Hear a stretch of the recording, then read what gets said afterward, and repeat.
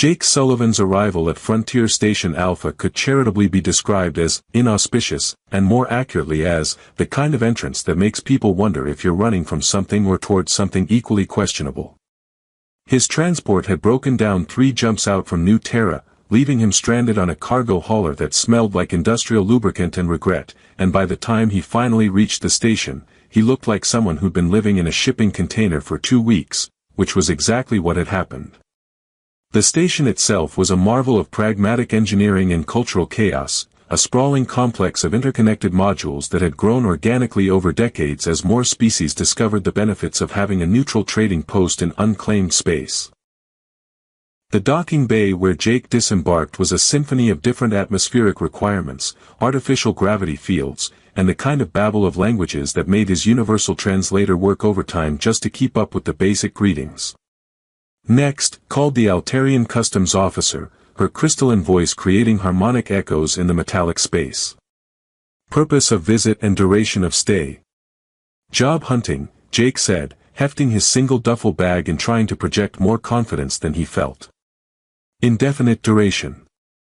The customs officer, her name badge read THYSSERA, in 3 different scripts, examined his documentation with the kind of thoroughness that suggested she'd seen plenty of desperate humans before. Employment prospects. Optimistic, Jake lied smoothly. I have experience in logistics, cultural consulting, and customer service. Translation, you'll take anything that pays, THYSSERA observed with what might have been amusement. Processing fee is 50 credits, newcomer orientation is mandatory, and your temporary residence permit expires in 30 days unless you secure verifiable employment. Jake handed over what remained of his savings and tried not to think about how quickly 50 credits had become a significant expense. 3 months ago, he'd been assistant logistics coordinator for a mid-sized shipping company with a decent apartment and a 5-year plan. Then the company had been bought out, his position had been restructured out of existence, and a series of bad financial decisions had led him to cash in his retirement fund for a one-way ticket to the frontier. Doc 7C, THYSSERA said, handing him a temporary identification chip. Orientation begins in 2 hours. Try not to offend anyone before then. Some species here consider inadvertent rudeness grounds for formal challenge. The main commercial district of Frontier Station Alpha was like stepping into a fever dream of alien commerce. Vendors from dozens of species hawked everything from rare minerals to exotic foods to technology that Jake couldn't identify but which buzzed with obvious importance. The air carried scents of ozone, spices that existed nowhere in human space, and the metallic tang of recycled atmosphere under constant stress.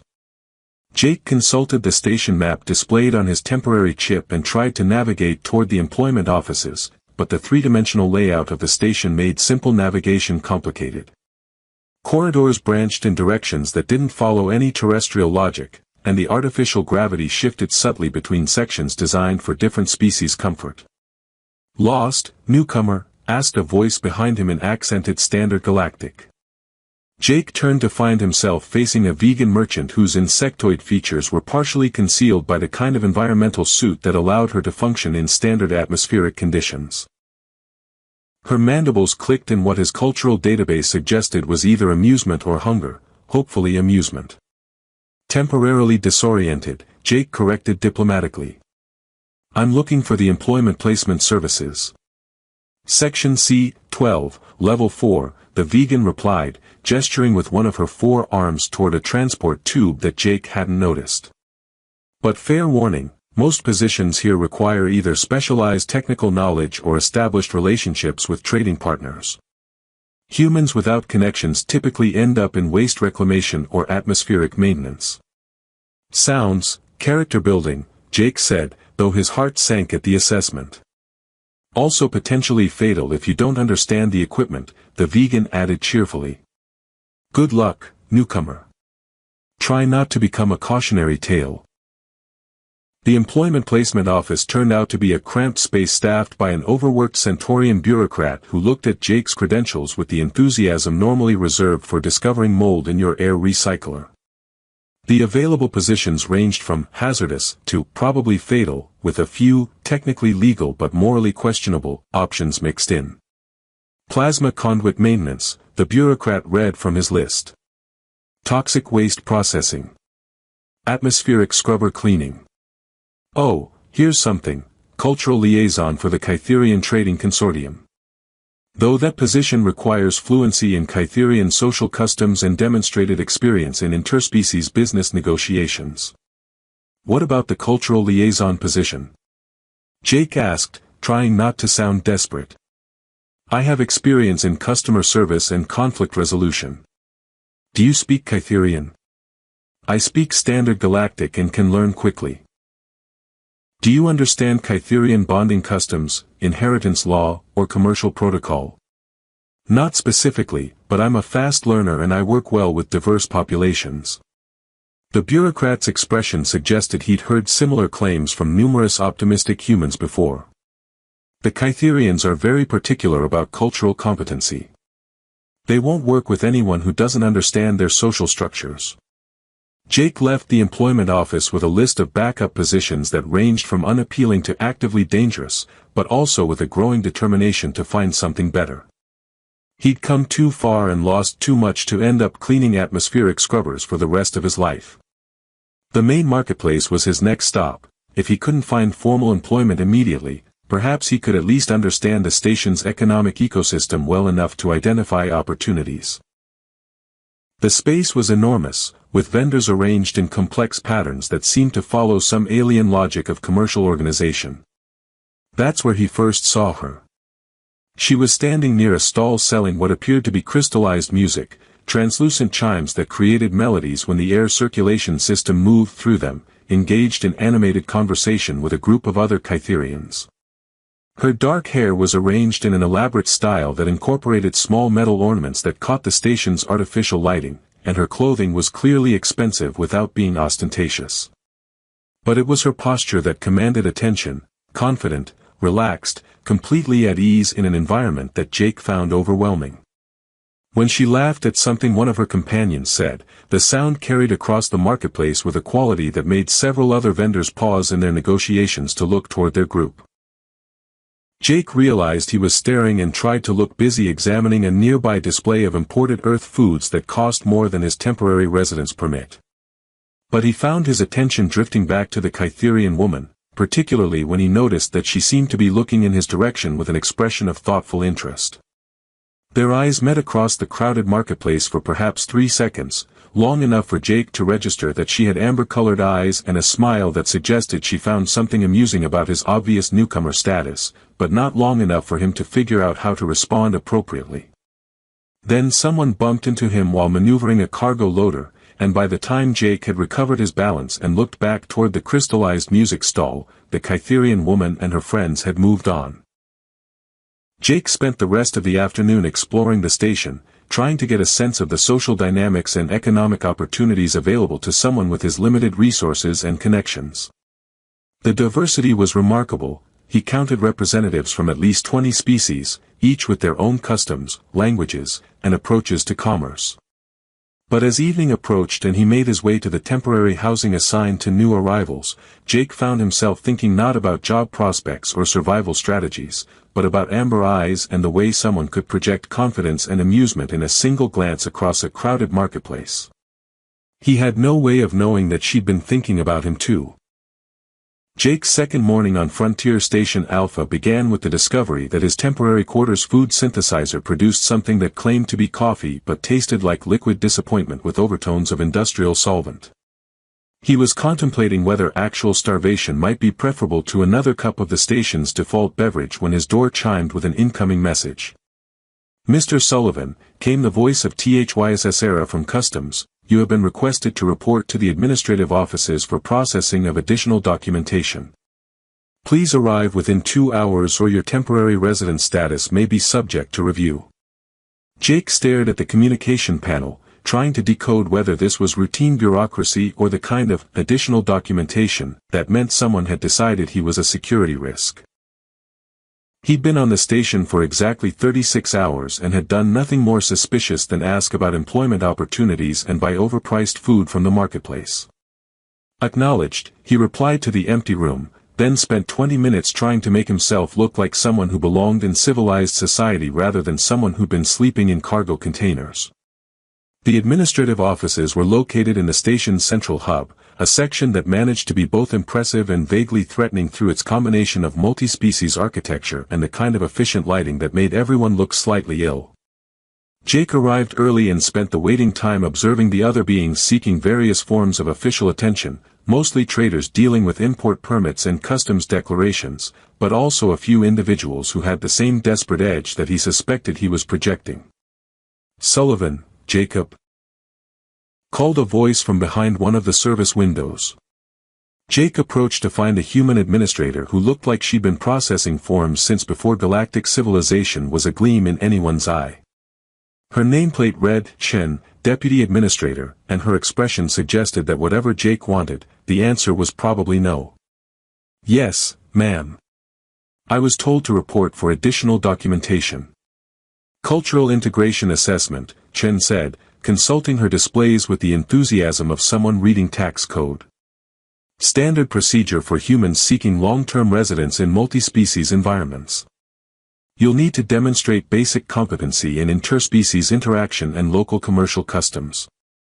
"I'm sorry, what?" Jake asked, though he'd heard her clearly enough. "Think of it as a practical exam," Chen explained without looking up from her screens. "We'll put you in a controlled social situation with representatives from various species, and evaluate whether you're likely to cause diplomatic incidents or commercial disruptions." Jake felt his stomach drop. "And if I fail this assessment? Then your residence permit expires as scheduled, and you'll be provided with transportation to the nearest human colony world." Chen finally looked at him directly. "Don't worry, most people pass. Just remember that every species has different concepts of personal space, appropriate conversation topics, and business etiquette." "When does this assessment take place?" "Right now," Chen said cheerfully. "Conference Room 3. Follow the blue line on the floor, and try not to accidentally insult anyone." The blue line led through a maze of corridors to a conference room that had been designed to accommodate multiple species simultaneously. The furniture was adjustable, the lighting could be modified for different visual spectrums, and the air circulation system was clearly working overtime to maintain atmospheric conditions that wouldn't poison anyone present. Jake entered to find 3 beings already seated around the conference table, a Centaurian trade representative whose skin had the blue-silver shimmer characteristic of his species, an insectoid vegan whose environmental suit was decorated with what appeared to be rank insignia, and a Kytherian woman who looked up when he entered and smiled with obvious recognition. It was her. The woman from the marketplace, whose amber eyes and confident presence had occupied more of his thoughts than he'd been willing to admit. "Mr. Sullivan," said the Centaurian, "please take a seat. I am Trade Representative Veltar, and this assessment will evaluate your ability to navigate routine social and commercial interactions in our multi-species environment."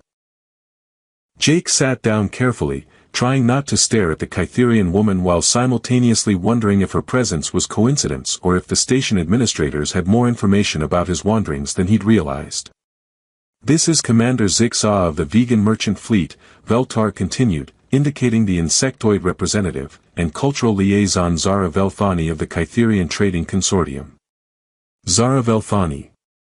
Jake filed the name away and tried to focus on the assessment rather than the way she was looking at him with what appeared to be amused interest. "The assessment will consist of simulated commercial negotiations and social interactions," Veltar explained. "We'll present various scenarios, and you'll respond as you would in actual situations. Are you prepared to begin?" "As ready as I'll ever be," Jake said, which earned what might have been approving clicks from Commander Zigsaw. The first scenario involved negotiating the purchase of replacement parts for atmospheric processors, which required Jake to navigate different species approaches to pricing, delivery schedules, and quality assurance.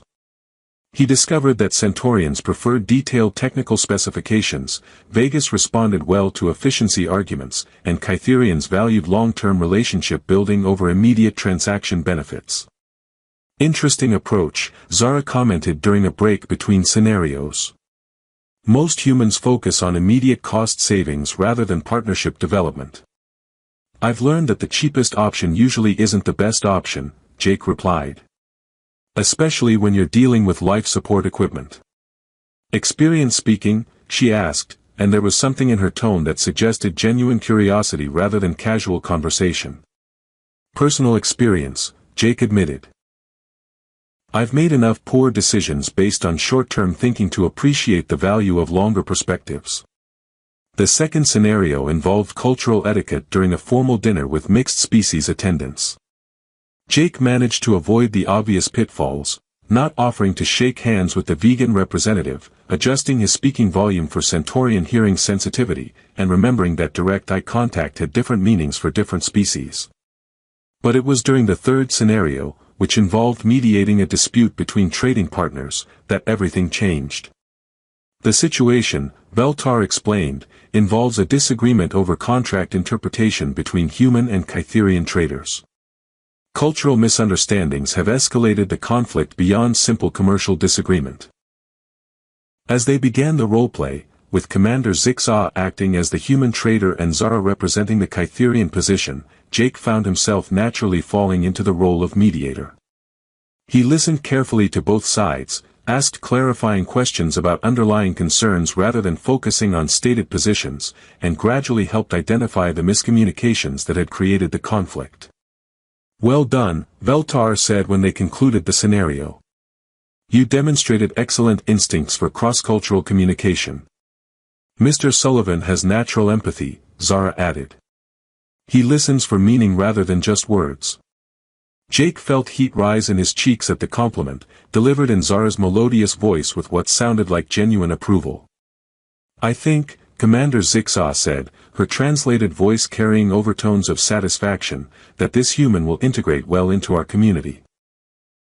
As the formal assessment concluded and the other representatives prepared to leave, Jake found himself alone with Zara in the conference room.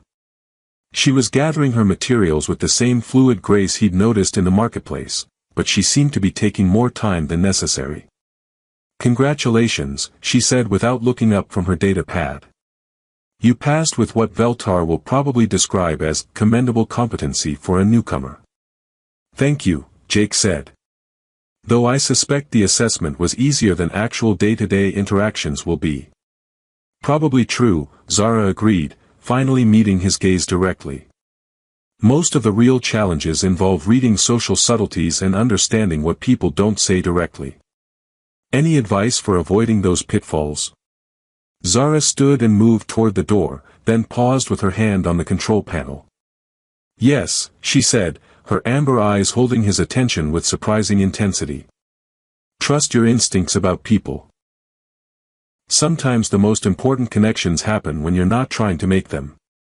Before Jake could ask what she meant by that, she was gone, leaving him alone in the conference room with the growing certainty that his life on Frontier Station Alpha was going to be considerably more complicated than he'd anticipated. What he didn't know was that in less than 12 hours, that complication would become the most important thing that had ever happened to him. Jake's third morning on the station began with a message that changed everything. He'd been accepted for a probationary position as an assistant cultural coordinator with the Interspecies Commerce Bureau. The pay was minimal, the hours were long, and his supervisor would be a Rigelian whose species was notorious for perfectionism and low tolerance for human inefficiency. But it was legitimate employment that came with housing upgrades and meal privileges, which meant Jake could stop eating synthesized protein paste and move into quarters with actual windows. Celebrating with real coffee from the marketplace seemed like a reasonable investment in his mental health, which was how he found himself in Calera's cantina at the intersection of 3 commercial districts, watching the morning crowd of traders, transport crews, and station personnel fuel themselves for another day of controlled chaos. The cantina specialized in accommodating multiple species simultaneously, with adjustable seating, varied atmospheric conditions, and a menu that spanned dozens of different biochemistries. Jake had settled at a table near the main viewport with his coffee and a pastry that claimed to be Earth-style, but tasted like someone had described Danish pastry to an alien who'd never seen wheat. That's when fate decided to intervene in the most spectacular way possible. Jake was wrestling with the cantina's automated ordering system, trying to determine if Centaurian grain supplement was actually edible by humans, when he became aware of voices speaking animated Kytherian at a table across the room. His universal translator caught fragments, discussions of trade routes, shipping schedules, and what sounded like good-natured complaints about station bureaucracy. One of the voices was familiar. Jake looked up to see Zara Velfani sitting with 4 other Kytherians, her dark hair catching the artificial sunlight from the viewport as she gestured emphatically while making some point about import regulations. She was wearing what appeared to be casual clothing, a tunic and pants in deep blue fabric that seemed to shift color subtly as she moved, but she still projected the same confident presence that had caught his attention in the marketplace. Their eyes met across the cantina for the second time since his arrival, and Zara's expression shifted from animated conversation to something Jake couldn't interpret. She said something to her companions that made them all turn to look in his direction, their pointed ears twitching with what appeared to be curiosity. Then Zara stood up. Jake watched in fascination as she walked across the cantina with the kind of purposeful stride that suggested she'd made an important decision. Her friends followed her progress with obvious interest, and several other patrons noticed the small procession heading toward the lost-looking human near the viewport. "Excuse me," Zara said as she approached Jake's table, her accent lending a musical quality to the standard Galactic words. "You're Jake Sullivan, the new cultural coordinator." "Assistant cultural coordinator," Jake corrected automatically. "And probationary." "Very probationary." "Perfect," Zara said, and turned back toward her friends with a smile that could have powered the station's main reactor. "Everyone, I'd like you to meet my husband." The cantina didn't fall silent. There were too many species present with too many different auditory ranges for complete silence, but Jake was pretty sure that several conversations stopped mid-sentence. He certainly stopped mid-chew on his allegedly Danish pastry. "I'm sorry," he said carefully, "I think there might be some translation error." "Did you just say?" "My husband," Zara repeated firmly, settling into the chair across from him as if this were the most natural development in the universe. "Jake Sullivan, cultural coordinator and the most intelligent human I've encountered on this station." Jake's brain seemed to have disconnected from his mouth, leaving him staring at Zara while her friends approached the table with expressions ranging from surprise to delight to what appeared to be barely contained laughter. "Zara," said one of them, a tall Kytherian man whose elaborate hair ornaments suggested significant social status, "when did this bonding occur? We would have expected invitations to the ceremony." "The formal ceremony will be scheduled appropriately," Zara replied without missing a beat. But the recognition was immediate. "Sometimes these things happen quickly when you meet the right person." "Zara," Jake said weakly, "we've never even had a conversation longer than 5 minutes." "Some people require extensive dialogue to recognize compatibility," Zara said, her amber eyes holding his gaze with unwavering confidence. "Others understand immediately when they found their match." "But," Jake began. "Jake Sullivan," Zara continued, addressing her friends while keeping her attention focused on him, "has demonstrated exceptional emotional intelligence, cross-cultural sensitivity, and the kind of steady character that indicates excellent partnership potential." "Based on what evidence?" asked another of her friends, though her tone suggested more curiosity than skepticism. "Based on watching him navigate complex social situations with honesty rather than manipulation, competence rather than arrogance, and genuine consideration for others rather than self-interest," Zara replied. "Also, he has very kind eyes." Jake felt his world tilt sideways. "Zara, I'm honored, but... Are you married to someone else?" she asked directly. "No, but... Are you opposed to the concept of marriage in general?" "Well, no, but... Are you attracted to females of humanoid species?" Jake felt his cheeks burn. "Yes, but that's not." "Then the primary obstacles are procedural rather than fundamental," Zara said with obvious satisfaction. The rest can be negotiated. One of her friends, a woman whose silver hair ornaments indicated she might be older than the others, leaned forward with obvious interest.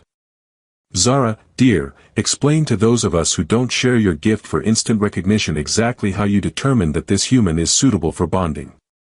Zara was quiet for a moment, and Jake could see her considering how to explain something that apparently seemed obvious to her but mystifying to everyone else.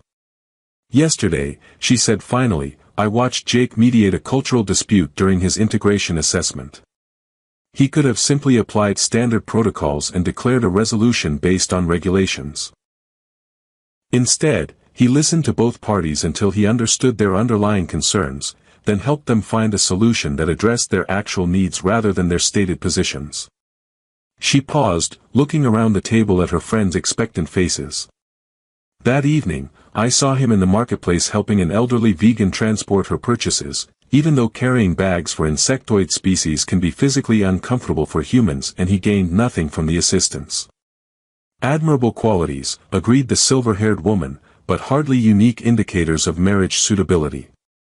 This morning, Zara continued, I observed him give his breakfast vouchers to a Centaurian family whose children were obviously hungry, then pretend he wasn't hungry himself rather than draw attention to his generosity. Jake stared at her. You've been watching me. I've been evaluating you, Zara corrected. Kytherian bonding customs emphasize the importance of observing potential partners in unguarded moments. Public behavior can be performed, but private character reveals itself through small choices when no one important is watching. So you decided I was marriage material based on, what, helping people carry groceries? I decided you were marriage material based on consistent evidence that you treat others with respect regardless of species, status, or personal benefit to yourself, Zara said seriously. In my experience, that quality is extremely rare and extremely valuable. But we don't know each other, Jake protested. I don't know your favorite color or your birthday or whether you prefer mountains or oceans or what you do when you're angry. Blue-green, the day of the first spring rain on my homeworld, oceans, and I clean things when I'm angry, Zara replied promptly. Coffee with real sugar, historical fiction, music with complex harmonies, and people who mistake politeness for weakness. Your turn. Jake blinked. Green, October 15th Earth calendar, mountains, and I cook when I'm angry. Coffee with cream, mystery novels, classical music, and people who take advantage of others who can't defend themselves. Excellent compatibility, announced the tall man with obvious approval. Zara, you may have outdone yourself this time. This is insane, Jake said, though he was beginning to smile despite himself. People don't get married based on 3 days of casual observation. Humans don't, Zara agreed. Kytherians often do. We believe that character assessment is more reliable than emotional attraction for predicting long-term partnership success. And what if I said no? Zara's expression grew more serious. Then I would be embarrassed, my friends would tease me for the rest of my life, and you would go back to being the assistant cultural coordinator who makes excellent coffee choices. And if I said yes? Then we would spend the next 30 days getting to know each other well enough to decide if my instant recognition was wisdom or temporary insanity. If we're compatible, we proceed with formal bonding. If not, we part as friends with no obligations and minimal awkwardness. Jake looked around the table at Zara's friends, who were watching this exchange with the fascinated attention of people witnessing either a romantic breakthrough or a spectacular social disaster. Then he looked back at Zara, whose amber eyes held both confidence and vulnerability in equal measure. This is crazy, he said finally. Yes, Zara agreed cheerfully. But good crazy or bad crazy? Jake thought about his life 3 days ago. Unemployed, broke, sleeping in cargo containers and facing an uncertain future on the frontier. He thought about his life this morning, employed, hopeful, surrounded by new opportunities he'd never imagined. And he thought about the woman sitting across from him, who had apparently seen something worth valuing in a desperate stranger and was willing to stake her reputation on that judgment. Good crazy, he said, extending his hand across the table. Jake Sullivan, apparently your husband. Zara Velthani, she replied, taking his hand with a smile that made the cantina's artificial lighting seem dim by comparison. Apparently your wife.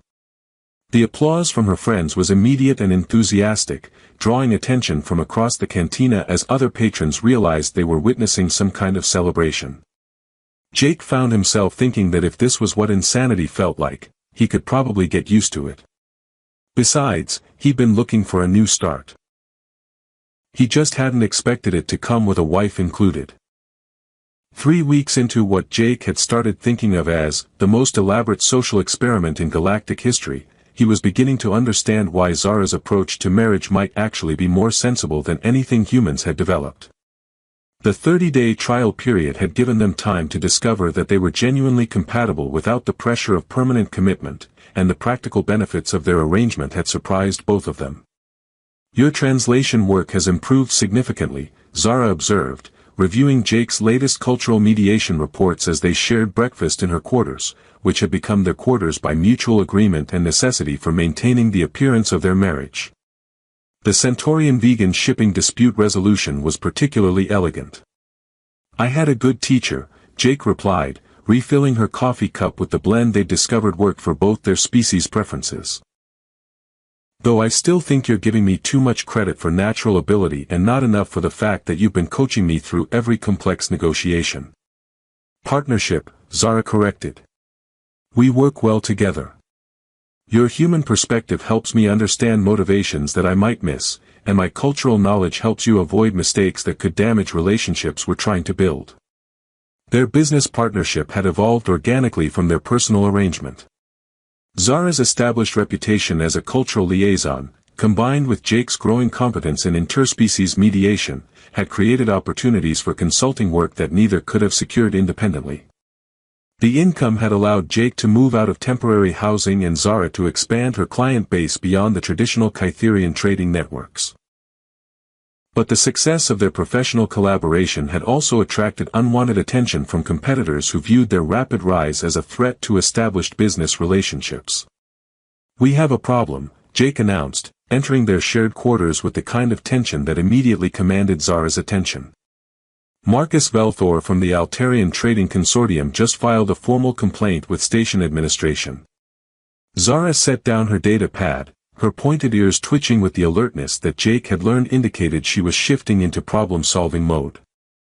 What kind of complaint? Marriage fraud, Jake said grimly. He's claiming that our bonding is a business arrangement designed to circumvent restrictions on human participation in certain trading partnerships.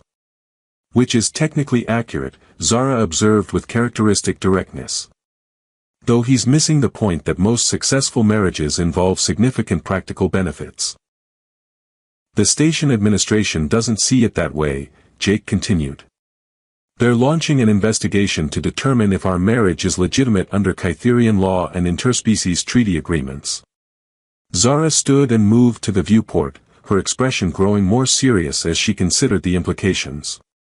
Marcus has been trying to secure exclusive trading rights with several consortiums that now prefer working with us.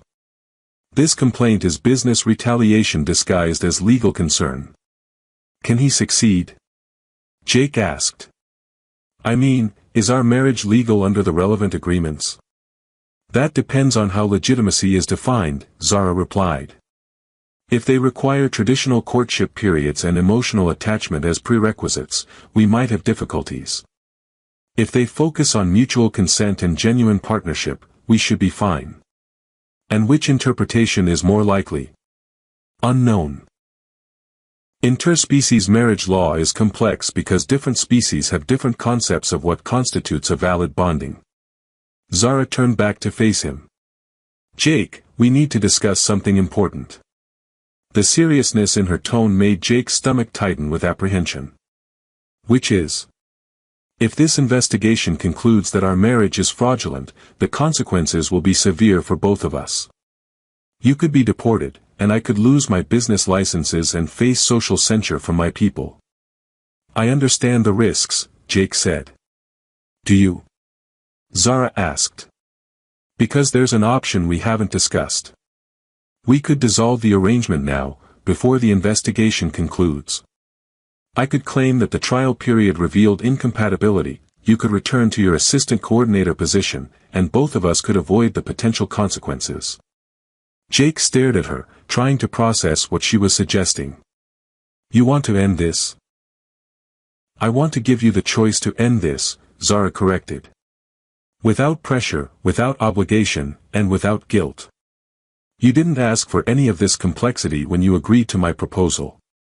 Jake was quiet for a moment, thinking about the past 3 weeks, about shared meals and late-night conversations about their respective cultures, about successful business negotiations and quiet moments reading together in comfortable silence, about the way Zara laughed at his terrible jokes and the way she listened when he talked about his past failures without judgment. Zara, he said finally, can I ask you something? Of course. Has this felt like a business arrangement to you? These past 3 weeks, has it felt like we're just playing roles for political convenience? Zara's amber eyes held his gaze steadily. No, she said softly. It hasn't felt like that at all. Then let's fight this investigation, Jake said. Not because we have to, but because what we've built together is worth defending. Even if we lose. Even if the consequences are severe. Especially then, Jake replied. Because if we run from this challenge, we'll always wonder whether our partnership was real or just convenient. And I'd rather face difficult consequences for something genuine than safe outcomes for something false. Zara's smile was radiant. That may be the most romantic thing anyone has ever said to me. Really? That's your standard for romance? Willingness to face bureaucratic investigation. Jake Sullivan, Zara said, moving to stand directly in front of him, you've spent 3 weeks learning my language, understanding my culture, and building a life with me based on mutual respect and shared goals. You've never once tried to change me or asked me to be someone different. And now you're willing to risk everything we've accomplished because you believe our partnership is worth defending. If that's not romance, I don't understand the concept. The investigation hearing took place in the station's formal arbitration chamber, a space designed to accommodate representatives from multiple species while maintaining appropriate dignity for legal proceedings. Jake and Zara sat at the respondents' table, facing a panel of 3 arbitrators, a human legal expert, a Kytherian cultural authority, and an Altarian trade representative who would evaluate the commercial implications of their case. Marcus Velthor presented his complaint with the kind of methodical thoroughness that Jake had to admit was impressive, even while it threatened to destroy everything he'd built over the past month. The evidence is clear, Marcus argued, projecting holographic displays of their business activities and financial records. This alleged marriage began immediately after Mr. Sullivan arrived on the station and coincided exactly with his transition from unemployed newcomer to successful cultural consultant. The timing suggests coordination for economic benefit rather than genuine romantic attachment. Furthermore, Marcus continued, Kytherian bonding customs emphasize extended observation and gradual recognition of compatibility. A marriage declaration made within days of first meeting violates traditional protocols and suggests deception. The arbitrators listened with the kind of professional attention that revealed nothing about their conclusions, though Jake noticed that the human representative seemed particularly interested in the timeline of events. Ms. Velthani, said the Kytherian arbitrator, please explain your decision to declare marriage bonding with a human you had known for less than 72 hours. Zara stood with the composed dignity that Jake had watched her bring to every important negotiation. Honored arbitrators, Kytherian tradition recognizes 2 forms of bonding recognition, gradual courtship over extended periods, and instant recognition based on character assessment. Both are considered equally valid under our cultural law. And you claim instant recognition occurred with Mr. Sullivan? I observed Mr. Sullivan in multiple unguarded situations over a 3-day period, Zara replied. His consistent pattern of treating others with respect regardless of personal benefit demonstrated the kind of character integrity that indicates excellent partnership potential. Instant recognition is based on evidence, not impulse. Mr. Sullivan, the human arbitrator said, what was your motivation for accepting this marriage proposal from someone you barely knew? Jake stood, feeling the weight of both their futures resting on his answer. Your Honor, when I arrived at this station, I was desperate. No job, no connections, no prospects. When Zara offered marriage, my first thought was that it might solve my practical problems. He could feel Zara's tension beside him, but he continued. But over the past 3 weeks, I've discovered that building a genuine partnership requires more than just practical compatibility. It requires trust, respect, shared values, and the willingness to put someone else's well-being ahead of your own convenience. What started as a practical arrangement has become the most meaningful relationship of my life. Can you prove the sincerity of your feelings? The Altarian arbitrator asked. How does anyone prove sincerity? Jake replied. But I can tell you that yesterday, when we learned about this investigation, Zara offered to dissolve our marriage to protect me from potential consequences. Someone who was only interested in business advantage wouldn't have made that offer.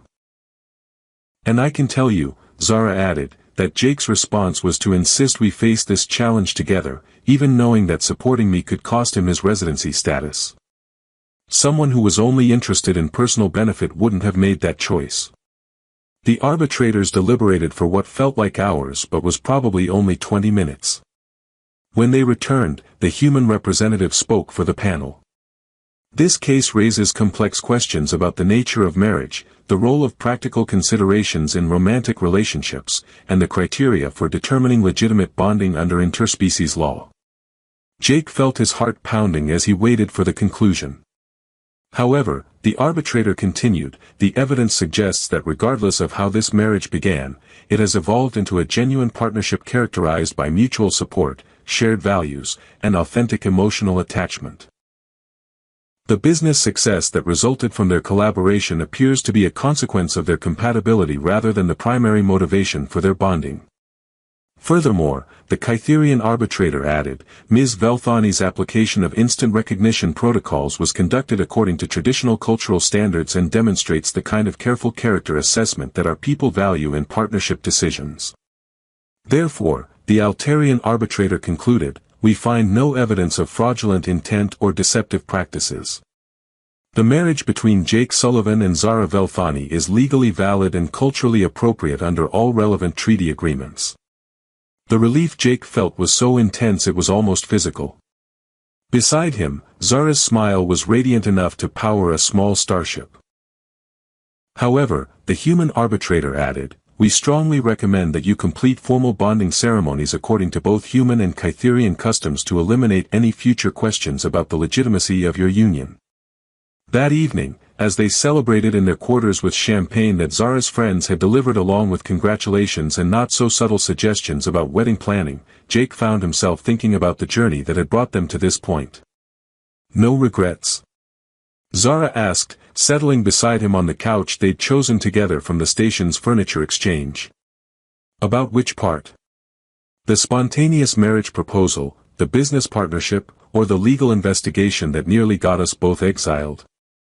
Any of it. All of it. Jake considered the question seriously.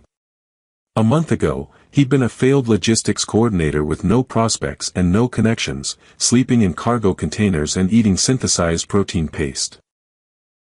Now he was a successful cultural consultant, married to the most remarkable woman he'd ever met, and building a life that combined purpose with partnership in ways he'd never imagined possible.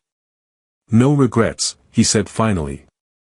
Though I still think you're completely insane for picking a random stranger in a cantina and deciding he was marriage material.